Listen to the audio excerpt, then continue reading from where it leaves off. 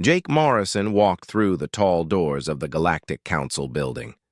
The massive hall stretched before him like a football stadium. Hundreds of alien beings sat in curved rows that went up to the ceiling. Their strange shapes and colors made the place look like a rainbow had exploded. Jake wore his simple gray uniform with the Earth symbol on his chest. He looked small next to the giant creatures around him. Some aliens had 6 arms, others floated in the air, and a few glowed with their own light. But Jake did not feel scared. He had been Earth's voice in this place for 5 years. The Zalani Chancellor stood at the center podium. Vextar was twice as tall as any human, with 4 thick arms and skin that looked like blue metal. His voice boomed across the hall when he spoke. "The human species has become a problem," Vextar said. His words echoed off the walls. They build too many ships. They explore too much space. They ask too many questions. Jake listened without moving his face. He had heard these complaints before. The other species did not like how fast humans learned new things. They did not like how humans fixed problems that had confused aliens for hundreds of years. A Karathi delegate stood up next. The creature looked like a giant spider made of glass. Its voice sounded like wind through trees. "Humans fight too much. They solved our war with the Rigel pirates in 3 months. Wars should take years to end properly." An Asthari floated forward. The being was made of pure light that hurt to look at directly. Humans lack spiritual wisdom. They care more about making things work than understanding the deeper meaning of existence. More aliens spoke against humans. Each one had a different complaint. Humans were too loud, too quiet, too fast, too slow, too smart, too simple. Jake wrote notes on his tablet but said nothing. Finally, Vextar raised all 4 arms for silence. "The Galactic Council has made a decision. Humanity must stop building military ships. You must let us watch all your science projects. You must ask permission before exploring new star systems." The hall became very quiet. Even the floating aliens stopped moving. Everyone waited to see what the human would say. Vextar continued, "You have 7 cycles to agree to our terms. If you refuse, we will stop trading with you. We will not let your ships use our space stations. We might even send our fleets to make you obey." Jake stood up slowly. His boots made small sounds on the metal floor. He walked to the speakers area in the center of the hall. Hundreds of alien eyes watched him. "The United Earth Federation will give you an answer before the deadline," Jake said. His voice was calm and clear. He did not sound angry or scared. "That is all?" asked the Triarch delegate. The 3-headed alien seemed surprised. "No arguments? No threats?" Jake looked around the huge room. He seemed to be remembering every detail. The way the light came through the crystal windows. The smell of different alien atmospheres mixing together. The sound of thousands of beings breathing in ways humans could never do. "We will consider your words carefully," Jake said. "Earth always thinks before acting." He turned and walked toward the exit. His footsteps echoed in the silent hall. No alien spoke until the doors closed behind him. In his private room later, Jake sent a message to Earth. The words were simple, but carried great weight. "They want us to kneel or face the consequences. Recommend we choose option 3. President." Lisa Carter received the message in her office in New York. She read it twice, then called an emergency meeting. Within hours, the most important humans on Earth were talking about what to do next. The conversation lasted 3 days. Some wanted to fight. Others wanted to negotiate. But Lisa had a different idea. She remembered something her grandfather told her long ago. Sometimes the best way to win a fight is to walk away and let the other person realize what they lost. Back on the council station, aliens talked excitedly about their victory. They had finally put the dangerous humans in their place. No more. Human ships flying everywhere. No more human engineers fixing things too quickly. No more human doctors saving lives that should have stayed lost according to natural law. Vex-Tar felt very pleased with himself. He had united all the species against the human threat. Soon the galaxy would return to the peaceful, slow way things used to be. But in his quarters, Jake was packing his belongings. He took down pictures of his family and wrapped them carefully. He sealed his books in boxes and labeled them for shipping. His movements were calm and steady, like someone who had made a difficult decision and found peace with it. The aliens thought they had won something important. They had no idea what was coming next. 3 days after Jake's meeting with the Council, something strange began happening across the galaxy. Human ships started leaving their posts quietly, like morning mist disappearing when the sun rises. Commander Rick Hayes stood in the cargo bay of Harmony Station, watching his crew load boxes onto transport ships. The station was a joint project between humans and aliens, built to study how space and time worked. For 10 years, humans and aliens had worked side by side here, making discoveries that changed how everyone understood the universe. Dr. Zeleth approached Rick with confused movements. The Karathi scientist had worked with humans longer than most aliens. His glass-like body reflected the station lights as he walked. "Rick, what is happening here?"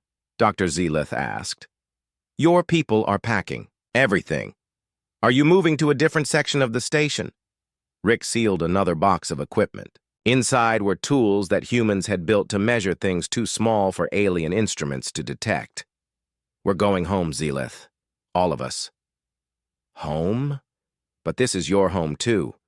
You helped build this place." Rick looked around the cargo bay. He had spent 3 years of his life in this room, training alien crews how to handle dangerous materials safely. The walls still showed scorch marks from early experiments that had gone wrong before humans figured out the correct procedures. "We built it, but apparently we don't belong here anymore," Rick said.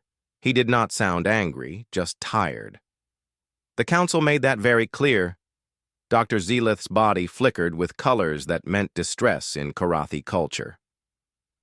"But surely there can be discussion, compromise. We can work together to find a solution." "The time for discussion ended when the Council gave us an ultimatum," Rick replied. "They want us to submit or face consequences. We choose option 3. "What is option 3? Rick picked up his personal bag and looked at his alien friend. "Last time. We leave." The same scene happened on hundreds of worlds and stations across the galaxy. Humans quietly packed their belongings and headed for Earth ships waiting in orbit. They did not protest or argue. They simply left. On the medical station, Dr. Helen Brooks finished her last surgery. The patient was a triarch child who had been born with a heart defect. Human medical techniques had saved thousands of young aliens over the years. Helen had personally developed 3 new procedures that cut surgery time in half. Her Asthari partner, Lysandra, watched Helen clean her surgical tools one final time. The light being's glow dimmed with sadness. "You saved that child's life," Lysandra said. "How can you leave when there are others who need your skills?" Helen carefully placed each tool in its case. "There will always be others who need help, but the Council has decided that human methods are too dangerous to continue." "They did not mean medical work. Surely they understand how much good you do." "The ultimatum did not make exceptions," Helen said simply. "All human activities must be supervised. That includes surgery. I will not operate on children while Council observers take notes and question every decision I make." Lysandra's light pulsed rapidly.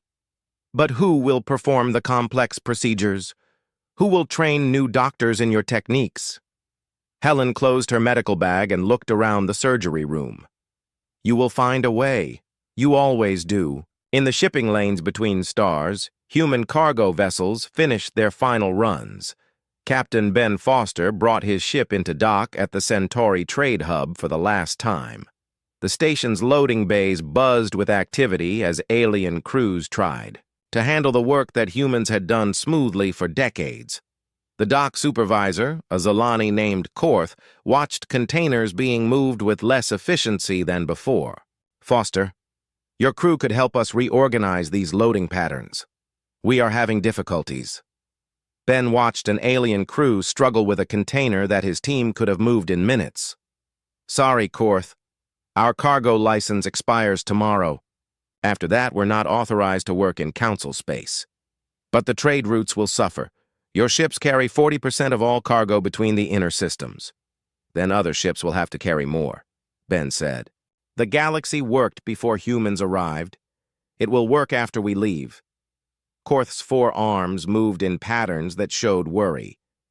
The council did not intend to disrupt trade. Perhaps they will reconsider. Ben started his ship's engines. Perhaps they will. But until they do, this is our last run. On research stations and exploration ships, in hospitals and factories, the pattern repeated. Humans completed their current work, filed their final reports, and departed. They honored every contract to the letter but made no new agreements. What puzzled aliens most was how calm the humans seemed. There were no angry speeches or demands for justice, no threats of revenge or promises to return. Humans simply finished what they were doing and left. President Lisa Carter received daily reports from around the galaxy. Human population in alien. Space dropped by 90% in 2 weeks. Only a few diplomats and essential personnel remained, and they would leave soon, too. They think they're punishing us, Lisa told her advisors during a cabinet meeting. They have no idea what they're really doing. Admiral John Parker, head of the Earth Defense Force, looked at the numbers on his screen. Our industrial capacity is now concentrated entirely in human space. Our research is no longer being shared. Our ships are no longer maintaining trade, routes that we built. How long before they notice the real effects? Asked Secretary of Science, Dr. Amy Wells. Lisa smiled, but there was no happiness in it. Longer than you might think. They're so busy celebrating their victory that they won't see the problems until it's too late to ignore them. Back on Harmony Station, Dr. Zillith stood in his laboratory alone. Around him were machines that humans had built, running experiments that humans had designed. He tried to adjust one device the way he had seen Rick do it hundreds of times. The machine sparked and shut down. An error message appeared in human writing that Zillith could not read. He realized that he had been watching humans work for 10 years without ever learning how they actually did what they did. For the first time, a cold feeling of fear crept into his mind. What if the humans never came back? What if the galaxy had just lost something it could never replace? But it was too late for such thoughts. The human ships were already gone, heading home to Earth. Behind them, they left a galaxy that was about to learn a very expensive lesson about taking things for granted. The Galactic Council chamber filled with celebration sounds as Vextar announced their success. Alien delegates made noises of approval in dozens of different ways. The Karathi clicked their glass bodies together like wind chimes. The Asthari pulsed with bright, happy colors. Even the normally quiet Triarchs hummed in harmony. The human threat has been contained, Vextar declared, his 4 arms spread wide in victory. Order has returned to our galaxy. Senator Alan Pierce sat alone in the observer section, the only human left in the council building. His small notebook lay open on his lap as he wrote down everything he saw and heard. The aliens paid no attention to him, treating him like furniture. The humans have shown their true nature, said High Delegate Morthak of the Karathi. When faced with reasonable demands, they ran away like frightened children. Their withdrawal proves they were never worthy of equal status, added Asthari Representative Zenial.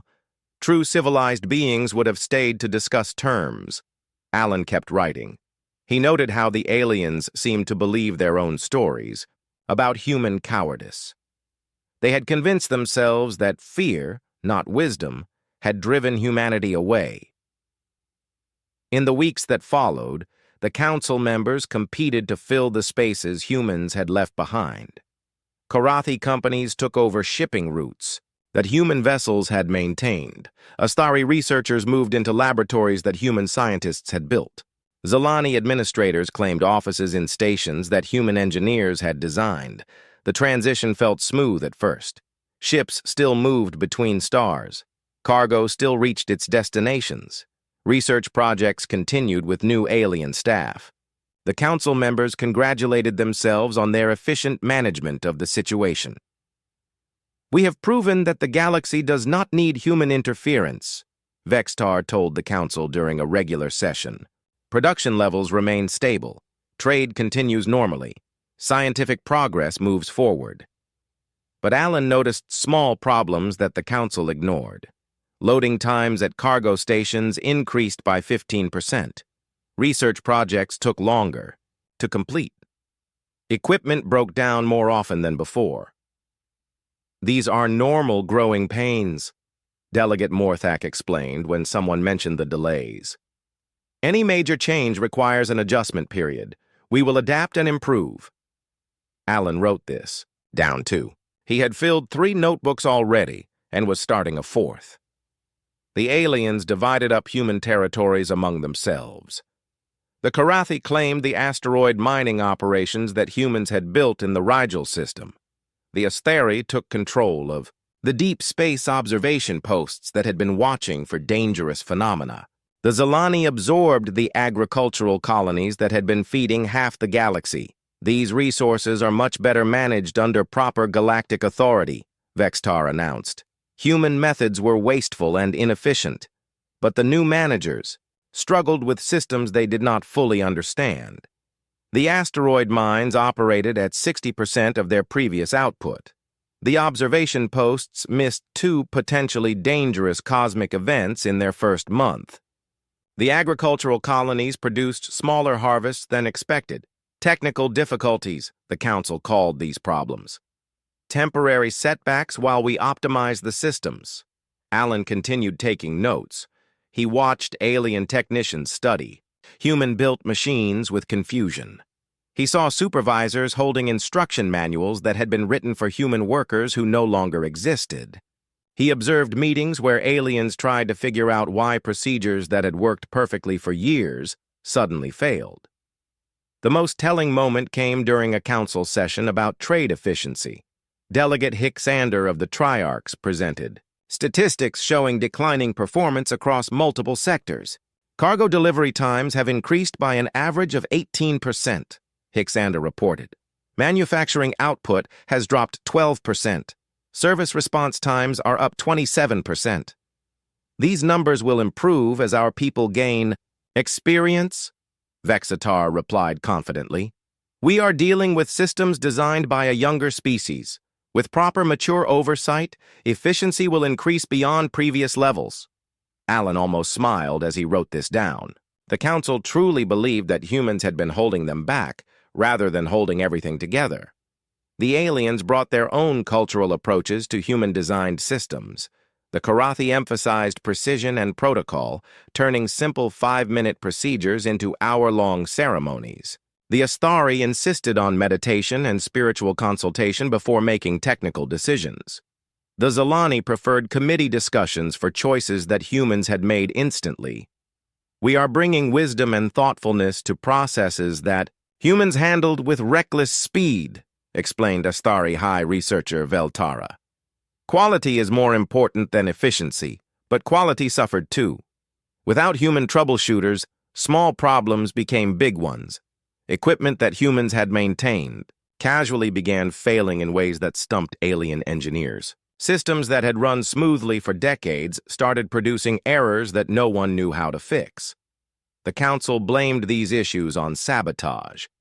"The humans must have programmed their systems to fail after they left," Morthak suggested during one heated session. "This is exactly the kind of treachery we expected from them." Alan wrote this down carefully. The aliens preferred conspiracy theories to admitting they might have made a mistake. As months passed, the problems grew worse instead of better. Supply chains that had operated like clockwork began missing deliveries. Communication networks developed mysterious lag times. Even simple maintenance tasks took twice as long as before. We need more time to understand these human-designed systems, Vextar finally admitted during a private council meeting. Perhaps we should send a delegation to Earth to request technical documentation. Absolutely not, Morthak replied quickly. That would show weakness. We cannot let the humans think we need their help. Then what do you suggest? Asked Zenyal. We improve the systems ourselves. We are not some primitive species that needs human assistance. Our scientists are just as capable as theirs. Alan carefully noted the date of this conversation. 3 months after the human exodus, the council was already discussing whether to ask for help, but pride prevented them from acting on their growing concerns. Instead, they doubled down on their original position. Public statements praised the improved stability and wisdom of the new galactic order. Private meetings focused on troubleshooting problems that seemed to multiply faster than solutions could be found. The humans designed these systems to be deliberately confusing, became the standard explanation for any technical difficulty. They wanted to make themselves indispensable. Alan filled another notebook with observations about alien psychology. When faced with evidence that contradicted their beliefs, the council members created new explanations rather than questioning their original assumptions. The truth was becoming clear to anyone willing to see it, but the council was not willing. They had committed too much pride and political capital to the idea that humans were dangerous and unnecessary. Admitting error now would mean accepting that they had driven away the galaxy's most capable species for no good reason. So they continued celebrating their victory while their civilization slowly began to crumble around them. And Alan kept taking notes, documenting every moment of their self-inflicted decline. Captain Maya Johnson guided her cargo ship Serenity toward the loading dock at Zalani Station 7. She was one of the last humans still working in council space, contracted to deliver emergency medical supplies that no other species could transport safely. The cargo hold contained radiation medicine that required precise temperature control during transport. Maya watched through her cockpit window as alien dock workers struggled with equipment that had once operated smoothly. Loading clamps meant to grab cargo containers were sparking and failing to connect properly. What should have been a 15-minute docking procedure had stretched to over an hour. The Karathi dock supervisor, Velshak, appeared on her communication screen. His glass-like face showed the stress patterns that meant frustration in his species. Captain Johnson, we are having technical difficulties with the loading systems, Velshak admitted. Can you wait while we troubleshoot the problem? Maya looked at her cargo manifest. The medicine was needed urgently on 3 different worlds. I can help if you want. The magnetic clamps look like they're installed backwards. Impossible, Velshak replied. We followed the standard installation procedures exactly as written. Maya pulled up the technical specifications on her tablet and transmitted them to the station. The polarity markings on the clamps are reversed. See the red stripe there? It should face toward the ship, not away from it. Velshak studied the diagram with growing embarrassment. But these procedures worked perfectly when humans maintained them. Because human dock workers caught these kinds of mistakes before they became problems, Maya explained patiently. We just flip them quietly and move on. No one thought to document every small fix. After the clamps were corrected, the loading process went smoothly, but Velshak looked troubled as cargo containers moved into Maya's ship. How many other small fixes did humans make without telling us? He asked. Maya shrugged. Thousands, probably. Most were so minor that we didn't think about them.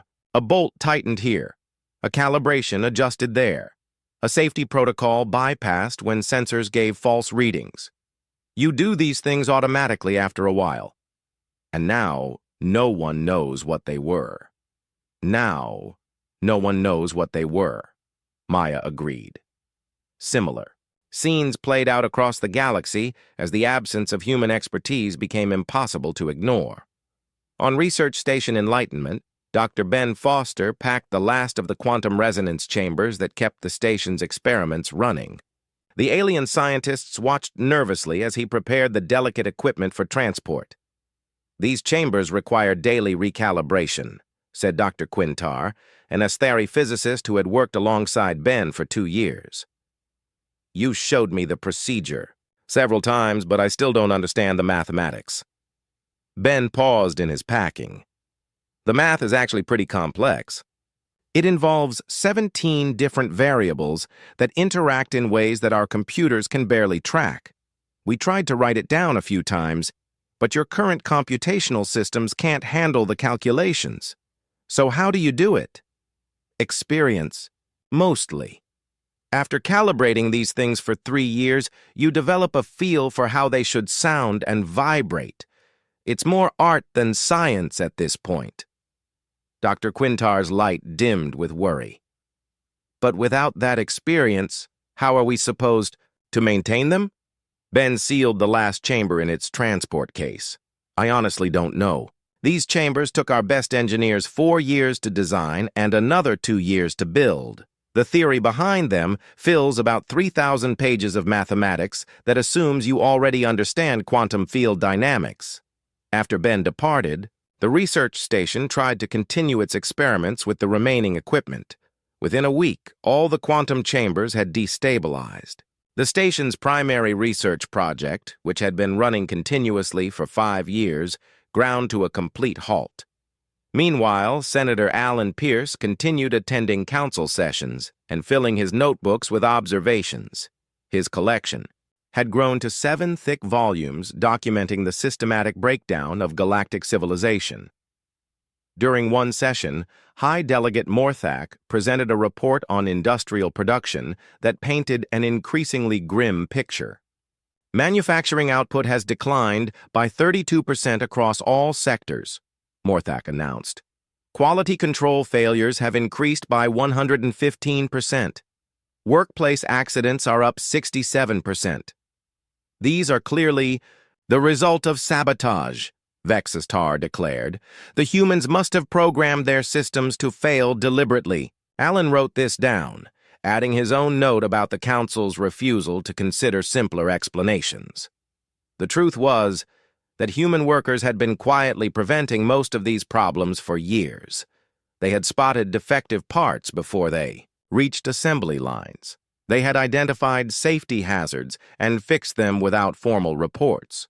They had improvised solutions to unexpected problems that kept production lines running smoothly. Without human troubleshooters, alien workers followed procedures exactly as written. When situations arose that weren't covered in the manuals, work stopped while committees debated proper responses. Quality suffered as inexperienced workers missed subtle signs of defects that humans would have caught immediately. The situation grew worse when communication networks began experiencing systematic failures.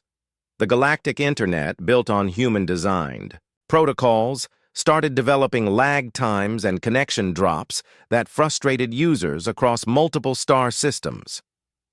"The network architecture is fundamentally flawed," declared Asteri tech mystic Lynn Era during an emergency council session. "Human engineering prioritized speed over stability." Alan noted that the same network had operated without major problems for over a decade under human maintenance. The issues had only started after alien technicians began optimizing systems they didn't fully understand. Medical facilities faced the most serious problems. Advanced surgical equipment designed by human doctors began malfunctioning during critical procedures. Alien surgeons trained to use human techniques found themselves unable to adapt when their tools behaved unexpectedly. Dr. Claire Adams, running the skeletal human embassy staff on Astari Prime, received increasingly desperate requests for technical assistance. Alien medical professionals came to her with problems that would have been routine maintenance issues for human doctors. "The cardiac bypass machine keeps shutting down during surgery," explained Chief Surgeon Zixandrel, his light flickering with distress. "We've lost 3 patients this week." Claire examined the technical specifications. The machine is working exactly as designed. It has 17 different safety protocols that will stop the procedure if any parameter goes outside acceptable ranges. You need to adjust your surgical technique to work within those limits. But we've always performed surgery this way, for thousands of years. The machine was designed for human surgical methods, Claire said gently. Your approach isn't wrong, but it's different enough to trigger the safety systems. You'd need to retrain your entire medical staff to use human techniques, or rebuild the machines to accommodate your methods. How long would that take? Retraining? Maybe 2 years if you had human instructors. Rebuilding the machines? 5 to 10 years if you had the original engineering specifications. Zixandrel's light dimmed to almost nothing. And those specifications are classified under Terran medical patents, Claire said apologetically. I don't have authorization to share them. The irony was lost on most aliens, but not on Alan Pierce. The Council had demanded that humans submit to oversight and share all their technology. Now that humans were gone, the aliens desperately wanted access to the very knowledge they had tried to control. But Earth's response to all requests was the same polite form letter. Technical assistance would be considered only within the framework of formal diplomatic relations between sovereign equals. As winter approached on many worlds, heating systems that had never failed before began shutting down. The problems were traced to maintenance protocols that assumed human oversight. Without regular adjustments that humans had made automatically, the systems gradually drifted out of optimal settings until they triggered safety shutdowns. The humans deliberately designed these systems to require their intervention, Vextar complained during yet another emergency session. This is economic warfare. Alan wrote down the Chancellor's words, along with his own observation that the systems had been designed to be maintainable by any competent technician. The problem was that human competence had hidden how complex many seemingly simple tasks actually were. The galaxy had spent decades watching humans work without understanding what they were really doing. Now, as civilizations slowly unraveled, around them the Council faced a choice between their pride and their survival. But they weren't ready to make that choice yet.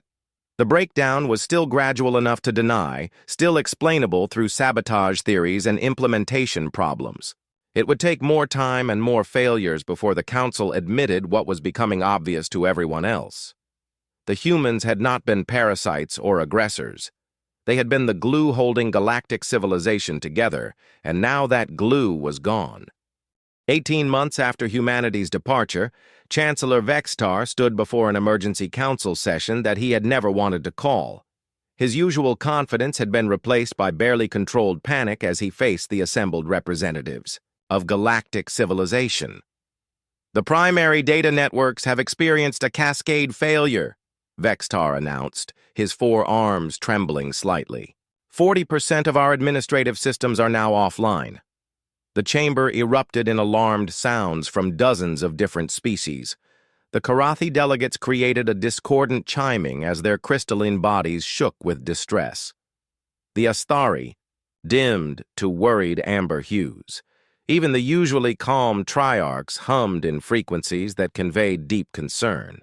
The network collapse had started small, with occasional connection problems that alien technicians attributed to normal maintenance issues. But over the past month, the failures had accelerated beyond anyone's ability to repair them. Critical databases became inaccessible. Communication between star systems ground to a crawl.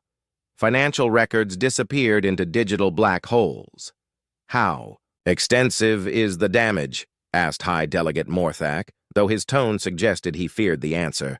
Complete infrastructure failure on 17 major worlds, Vextar replied grimly. Partial failures on 43 others. We estimate that full restoration could take years, assuming we can identify the root causes.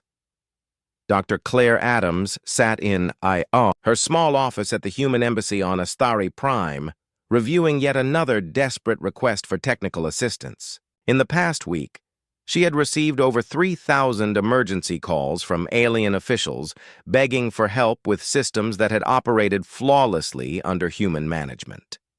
The latest request came from High Researcher Zintal, whose medical facility was facing a crisis that threatened thousands of lives. "Dr. Adams, please!" Zintal pleaded through the communication screen, her crystalline form flickering with distress. "The quantum tunneling transporters have failed completely.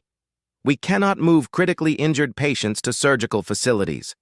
People are dying while we search for solutions." Claire consulted her files carefully. The medical transporters were among humanity's most sophisticated inventions, using quantum mechanics to instantly move patients across vast distances. The technology had revolutionized emergency medicine throughout the galaxy. "I understand your situation," Claire said sympathetically, "but the transporter specifications are classified under Terran defense protocols. The quantum tunneling technology has potential military applications, so I cannot share the technical details without proper authorization." "But humans built these systems," Zintal protested. "You worked alongside us for years. Surely you can provide basic maintenance information." "We operated them and maintained them," Claire corrected gently. "But the underlying principles and construction details were always proprietary Earth technology. Your scientists understood how to use the transporters, but not how they actually worked." The painful truth was becoming clear across the galaxy. Humans had not simply participated in galactic civilization. They had been its hidden foundation. While aliens focused on grand philosophical debates and cultural ceremonies, humans had quietly solved the practical problems that kept everything running. Human engineers had bridged compatibility gaps between different species' technologies. When Karathi precision instruments needed to interface with Astari energy systems, humans had designed the translation protocols that made communication possible. When Zalani administrators required data in formats their computers could process, humans had written the conversion software. Now those bridges were collapsing. Systems that had never failed before began producing error messages in languages that alien technicians could not read. Equipment that had operated smoothly for decades suddenly required calibration procedures that no one remembered how to perform. The crisis reached its peak when the Astari homeworld's atmospheric processors began shutting down. The massive machines that maintained breathable air for billions of inhabitants were failing in sequence, and alien engineers could not determine why. "The processors are rejecting our command inputs," reported Chief Engineer Calveth during an emergency call to Claire's office. They respond for a few hours, then return to shutdown mode. "Without human oversight protocols, we cannot maintain stable atmospheric composition." Claire felt a chill as she realized the implications. "How long?" "Before the atmosphere becomes dangerous. 6 days, maybe 7 if we implement rationing protocols." "Have you tried restoring the original human-programmed settings?" "We tried, but the access codes have changed automatically. The systems are locked into some kind of security mode that we cannot bypass." Claire closed her eyes, remembering similar systems she had worked with during her training. "The processors have adaptive security features. After a certain period without human authentication, they default to emergency preservation mode. You need human command codes to restore normal operation. And those codes are classified under the same protocols as everything else. I would need authorization from Earth to provide them." The silence that followed was heavy with the weight of billions of lives hanging in the balance. Calveth's form pulsed with desperate energy. "Dr. Adams, this is not about politics or pride anymore. This is about survival.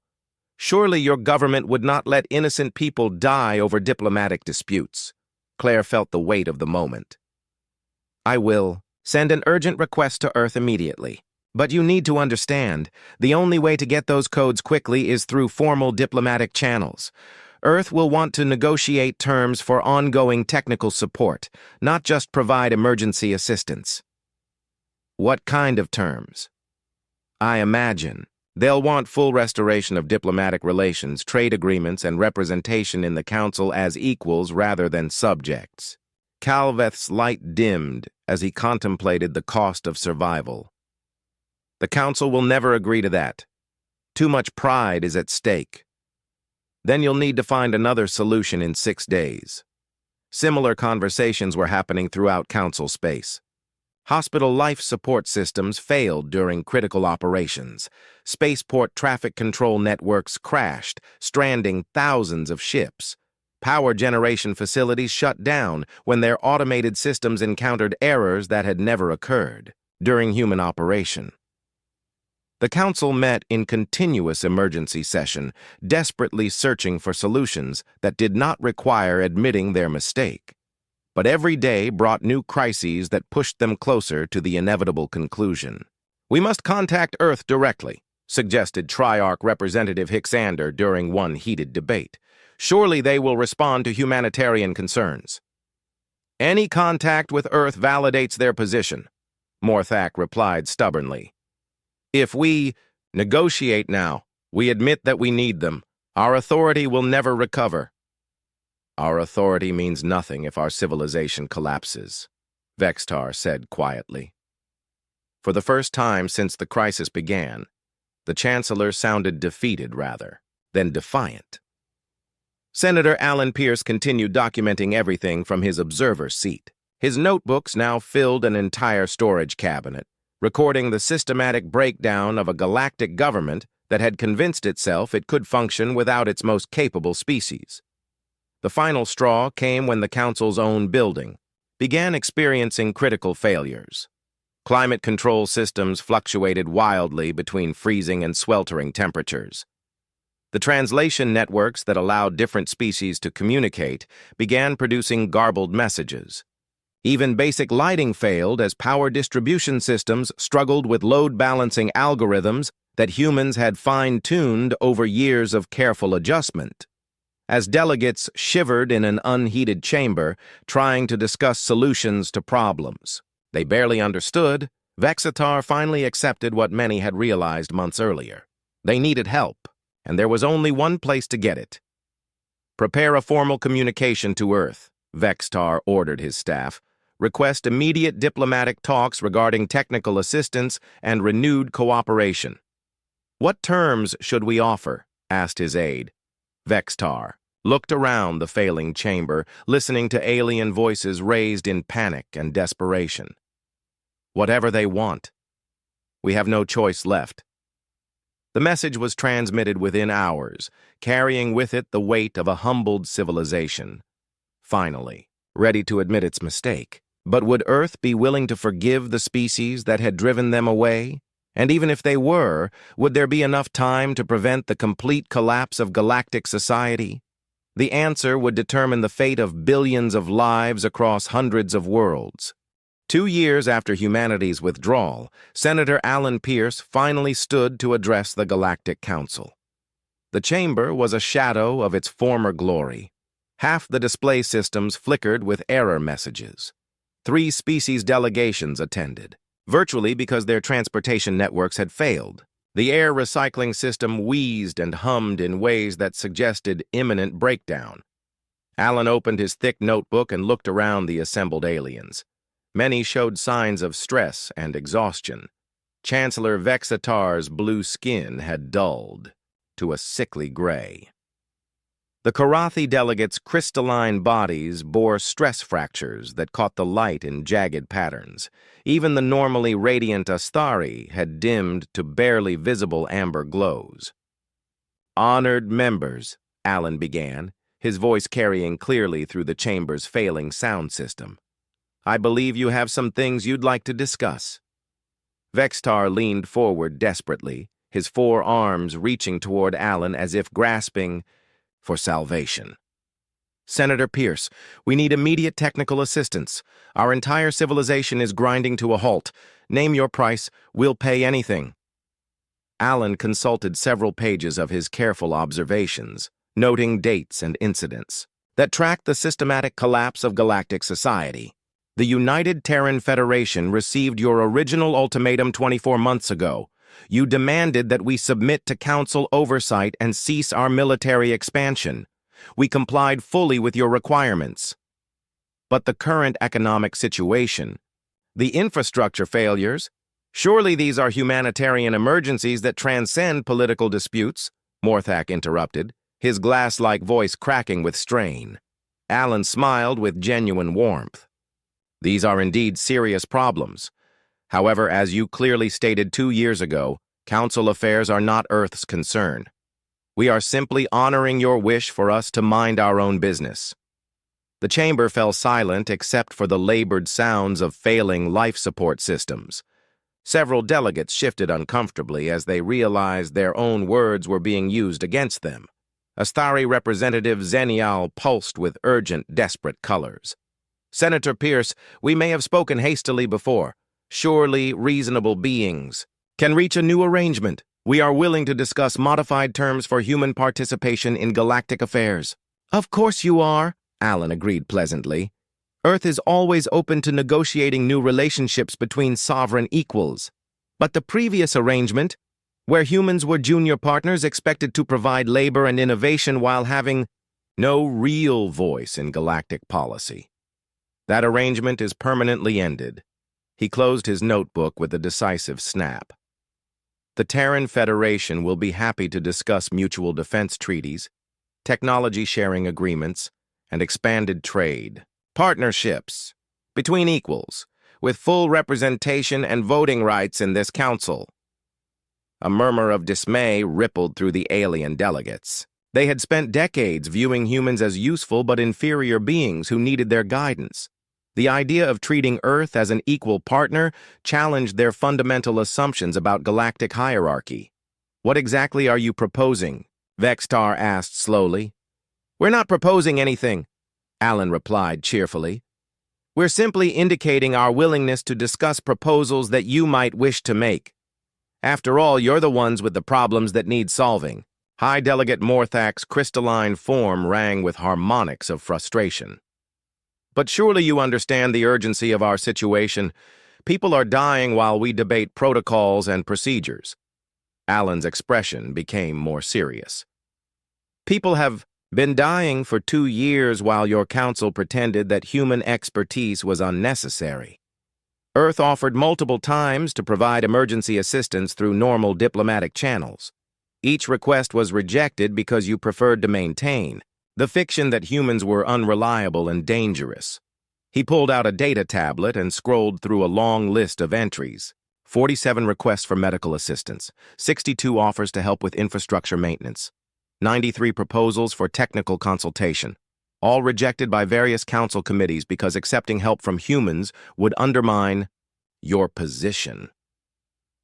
The silence that followed was broken only by the sound of environmental systems struggling to maintain basic life support. Several aliens looked genuinely shocked as they realized how many opportunities for help they had refused. We were not aware that Earth had made such offers, Zenial said quietly. Because your representatives never bothered to pass them along to you, Alan replied.